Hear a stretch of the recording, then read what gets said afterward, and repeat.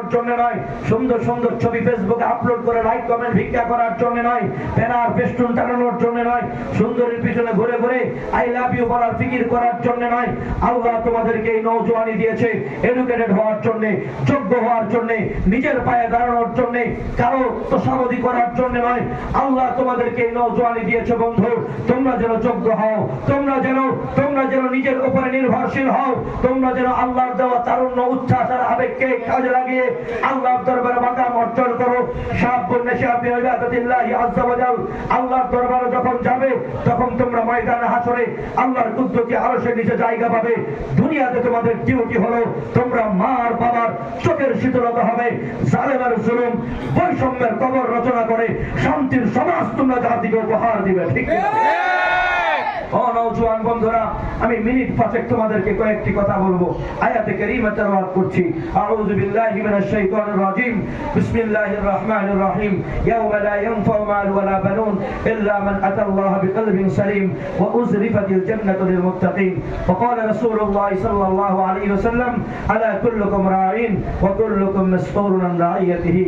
ছোট্ট একটি হাদিস আল্লাহর নবীর হাদিসে মুবারাকা থেকে তেলাওয়াত করেছি।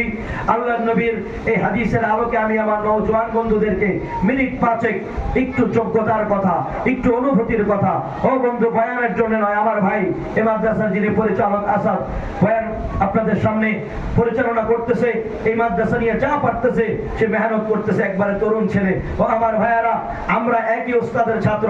বয়ান করে গেলেন মুফতি মকবুল হোসেন কাসেমি, উনি 40 বছর যাবত হাদিস পড়ান, উনি আল্লামা নূর হোসেন কাসেমের ছাত্র। ও যুবক, আমরা বয়ান করার জন্য মাঠে নামি নাই, আমি নেমেছি, আমরা মাঠে নেমেছি নওজোয়ানদেরকে জাগ্রত করার জন্য। ও যুবক, জেগে ওঠ, আল্লাহর সাথে ভালোবাসা কর। ভালোবাসা শুধু 14 ফেব্রুয়ারি নয়, ভালোবাসা তোর প্রতিদিন আল্লাহ তোকে ভালোবাসার জন্য অফার করে। হাইয়া আলাস সালাহ বলে ডাকে, হাইয়া আলাল ফালাহ বলে ডাকে। আয় আয় যুবক, আল্লাহ বলে আল্লাহর কুদরতি কদমে সিজদা লাগা। ক্যারিয়ার করে দিবে আল্লাহ, তোর ফিউচার ব্রাইট করে দিবে আল্লাহ, তোর পরিবার গুছিয়ে দিবে আল্লাহ। ও যুবক, আসো, তোমাদের ঘুম ভাঙানোর জন্য আমরা এসেছি। তোমরা জেগে উঠলে বাংলাদেশ জেগে উঠবে। তোমরা যেমন 24-এ জেগে উঠেছো, গোটা জাতির জগত্তর পাথরের কবর রচনা হয়েছে।